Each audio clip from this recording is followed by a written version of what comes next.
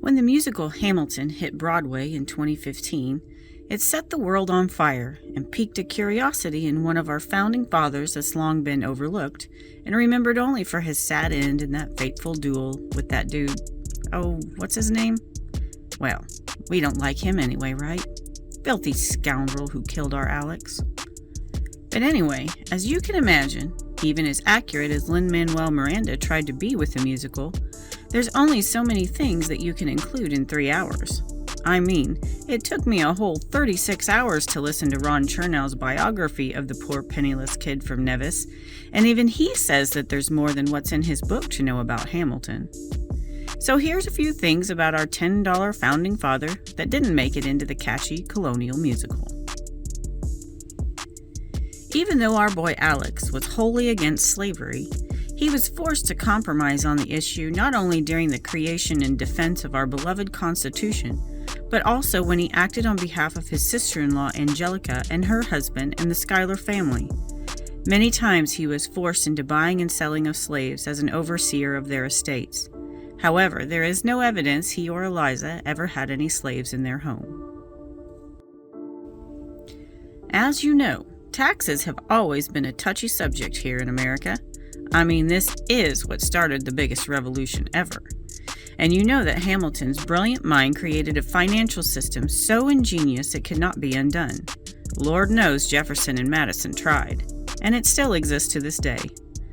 But clever as he was, Hamilton somehow thought that his plan to tax whiskey, which was used as currency at the time, was a brilliant idea.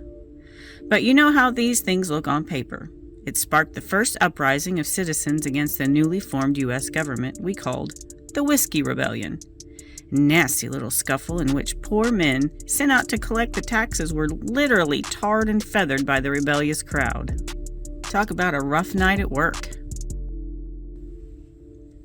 Alex spent quite a bit of time with Eliza and Angelica's sister Peggy, who was quite ill for 2 years and was with her when she died in 1801. After her death, he supported her husband in his bid to be the governor of New York, which further angered Mr. Aaron Burr because he also sought the office.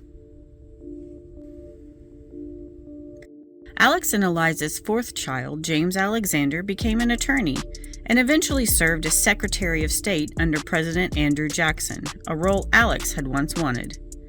Philip Hamilton II, named after his eldest brother who died in the duel we saw in the musical, also became a lawyer, but is better remembered as an abolitionist who became part of the Underground Railroad movement. Speaking of the Hamilton children, there are 8 in total, but it might be Alexander Jr. who truly got the last laugh on our favorite villain, Mr. Burr. Burr married a rich widow by the name of Eliza Jumel. The rat scoundrel he is, he spent all her money and left her alone. So what better way to rid herself of such a cancerous burl than to hire the lawyer Alexander Hamilton Jr. to represent her in her divorce? It seems that Miss Jumel and Alex Jr. devised a plan to cheat the rotten Burr out of some land in the divorce proceedings. Papers were transacted, placing the property in the hands of Alex until the divorce was final. Then it was handed right back to Miss Jumel. In a final bit of irony, Burr died on the day the divorce was finalized, which means the last thing that ever happened to him was being swindled by Alexander Hamilton Jr. If that ain't some poetic justice, I don't know what is. The musical goes into the story of the Reynolds affair, which you might think ended Alex's political aspirations. But historians agree the Reynolds affair was a mere blip on the radar. What really killed his career and got him kicked out of the Federalist Party, which he helped found and was leader of, was his unrelenting criticism of our second president and fellow Federalist, John Adams. His harsh pamphlet about Adams was the catalyst for the election of Thomas Jefferson and the Democratic Republicans. Not only did it put an end to any political aspirations Alex might have had, but it killed the Federalist Party altogether.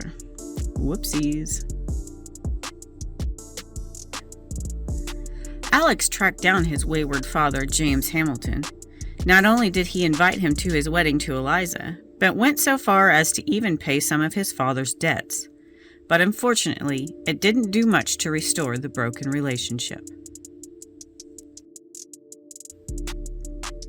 As all humans do, our hero Alex is bound to run amok a time or two, and before he even dreamed up taxes on whiskey, Alex set about making a case for monarchy, or president for life, in the newly freed American colonies during the 1787 Constitutional Convention. Yes, you heard that right, monarchy. After we had just got rid of that crazy George guy. And you can imagine this caused quite a ruckus with his fellow delegates, and like all politicians, well, he walked that back. Alex was just like all of us, wishing to turn back the clock. He most likely lied about his age, his whole life. While Alex claimed he was born on Nevis in 1757, there is plenty of evidence that points to him actually being born in 1755. Now, why would he do such a thing? Well, only he knows, but it's possible he felt like he would garner more sympathy and support if he were younger and would appear perhaps more advanced for his age. Good thing there was no DMV back then. Poor Alex had kidney troubles his whole life, probably as a result of the malaria he had as a child. His beloved Eliza noted in her memoirs that he would become ill at the end of every summer and suffer sickness. So you can imagine the danger when he and Eliza caught yellow fever in the 1793 epidemic. But with the help of his trusted doctor, and much to the chagrin of John Adams, he survived and went on to serve President Washington.